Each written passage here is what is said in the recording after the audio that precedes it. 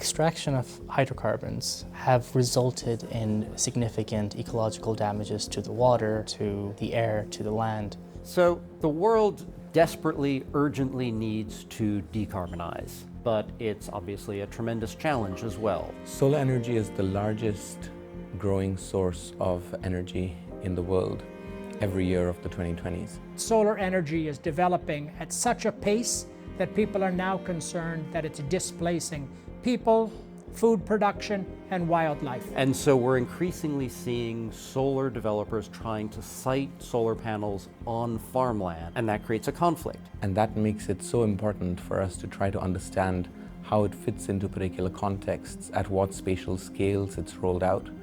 And as we discuss this among scholars who are working with these rapid energy transitions in different countries at different spatial scales, We need to ask ourselves collectively about energy presence and energy futures. and to the kind of energy futures that we all want to see and can all be part of. We're gathered here to look at this growing intersection and conflict between solar power production and food growth on agricultural lands. What are the tensions associated with rapid expansion of solar energy? Sort of say out loud what I understand your argument to be and the so what of it. Talking about this issue is very important to learn about other perspectives, other areas of the world, because this is a very complex issue, so the more we include different perspectives than ours, the better. What I'm presenting here is research on the deployment of floating solar PV projects in Indonesia, so putting solar PV on a water reservoir. And what the effects is, how local communities are engaged in the process and how they might be affected from putting solar panels on a lake, and also potentially how they could benefit from that as a new way of using solar panels. But what we've also seen from the first solar PV projects that were put on a lake is that it actually creates new conflicts in this well, especially when it comes to the displacement of water-based activities, especially fishing. It might ease challenges for land-based solar, but of course it creates new challenges. Other people came in from outside, kind of using those rights as well. From my research, I think the problem is that floating solar PV projects are challenging as well, create impacts, and especially in Indonesia, it's really a big issue to find ways of how local communities can actually benefit from that project, giving also the socioeconomic context and the role of marginalized communities and how they can benefit from it. And this is, I think, the biggest challenge. There are possibilities to steer benefits in a certain way, but they would need to be proactively nurtured in order for communities to be able to benefit from solar projects. In my PhD, I investigate the implications of a suspended solar project on the social fabric and ecological integrity of affected communities in Yucatan, Mexico. So far, I've seen problems related to participation, inclusion, distribution of costs and benefits, and also there is a huge impact on the ecologists because at the time of the project suspension, over 200 hectares had already been cleared. So there is a massive impact on the ecologists and on the people and their livelihoods. There are many problems that need to be addressed before discussing renewable energy. So first of all, we need to talk about education, access to basic infrastructure, and then we can discuss these projects because most of the time, infrastructural projects are used as a tool to get consent from the communities. I think it is unbalanced, the negotiation happening in these places. So this would be my conclusion.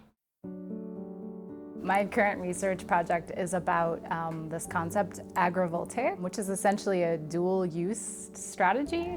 And this becomes evident when a new project... So agrivoltaics is this concept that they don't have to be in competition, but they can actually be more harmonious. You could harvest the sun twice is sort of the optimistic perspective of agrivoltaics. One of the concerns around this technology is that it sort of competes with agriculture. So a lot of land where solar ends up being sited is agricultural land, because agriculture and solar benefit from having sort of flat land, having a lot of sunlight. So they tend to be solar farms, or solar facilities tend to be sited in places where there's also a lot of agriculture. So one of the concerns is that solar might displace agriculture. So there's a lot of evidence that particular crops in particular places do grow well, and in some cases they can grow better under solar panels. So is it physically possible? And the answer is that in a lot of cases, yes. But then there's the kinds of questions that I work on, which are more socio-political, economic questions of, like, is this actually feasible? Do people actually want this? And if we were to implement this, who would it benefit? So agrivoltaics is a fairly new concept. So the research is still fairly new, but there's evidence from different countries that, yeah, it depends a lot on sort of the political system in which this technology is deployed.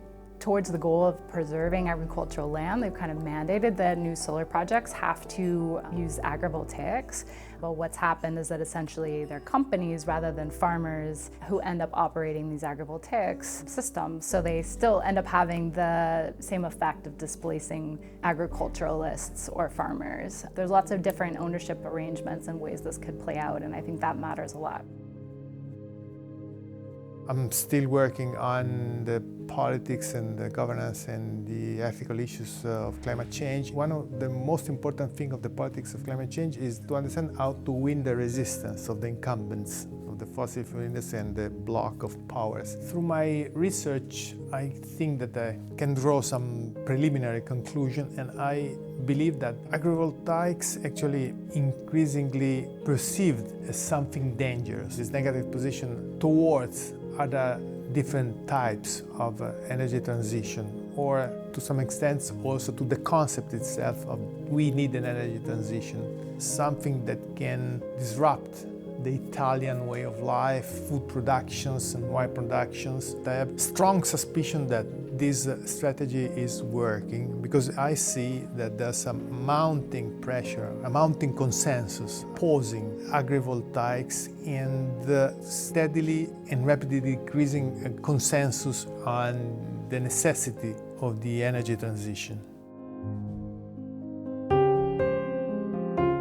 So I work in the political economy and the political ecology of energy transition and broader decarbonization efforts in Southwest Asia, with a primary focus on Jordan. I think it's fun, like an apt name. So Jordan was one of the first countries in the world to adopt a really aggressive renewable energy transition program. And so with my work, I try to understand the political and economic effects of this transition. So who benefits, who's in a position of authority and able to make decisions about these programs and where the value goes, and how can we make sure that the benefits of this transition are distributed in the broadest possible way.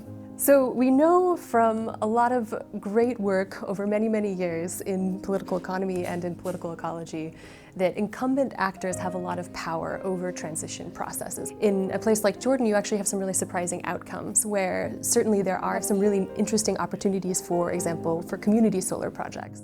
In my view, there's also tremendous possibilities for layering photovoltaics into the existing built environment in urban areas. Areas that are already built up and already have a large spatial footprint are prime areas for adding in photovoltaics and other renewable energy. And I think it's really a synergistic landscape that can be used hand in hand with other options like agrivoltaics. We're in a moment of real opportunity for urban communities to benefit from solar energy transitions, but there are also some very specific risks, particularly in many parts of the world where there are large landless urban populations that don't have access to, for example, rooftop solar technologies.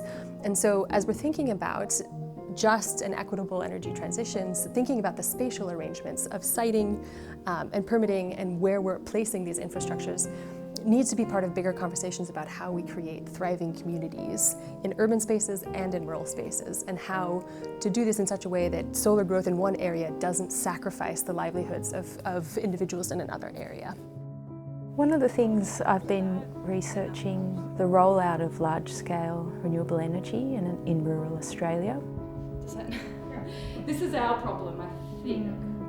And the role of the planning state in guiding the shape of renewable energy markets, deciding where the big solar projects will go is one of the roles of the planning state we've discovered. One of the key findings from the first study I was part of Australia's renewable energy zones is that in large part the benefits flow privately. Big scale solar, big scale wind deepens what we call the marketisation of electricity, the role of private firms in producing and circulating renewable energy. So it's those firms that benefit first and foremost. We also notice in rural areas that it's landholders who happen to have the right resources and the right locational value in their hands in the property that they own.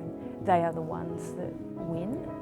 So this is a private set of interests that we're talking about. So for my own part, this has been very inspiring. I'm quite new to the field, so I've been very grateful to learn, listen and also contribute a bit to this workshop. And there's a lot of people from around the world coming here and discussing these very pressing and important issues. So I'm very grateful to have been a part of it. So being at this workshop has really been a fantastic opportunity to connect with colleagues from around the world who are working on solar transitions. I think I got a lot of inspiration about specific elements of how conflicts and challenges, and especially contestations, play out in different areas. It's been really fascinating to learn how people are experiencing the renewable energy, and specifically solar energy, scale up. It's very, very important to learn about these controversial points. It shows also that sometimes we scholars don't dare to think too much out of the box.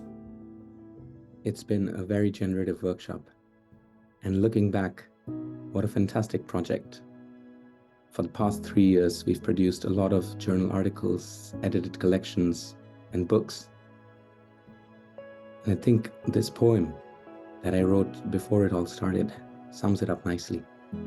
You know the energy sector is in transition, that solar power has begun shining through. So I'm here tonight to help you envision a shift that will draw out the rebel in you. Power does not only flow through the wire, power is in the hands of those who control it. We've come a long way since we played with fire, and now we deal with a massive electric grid.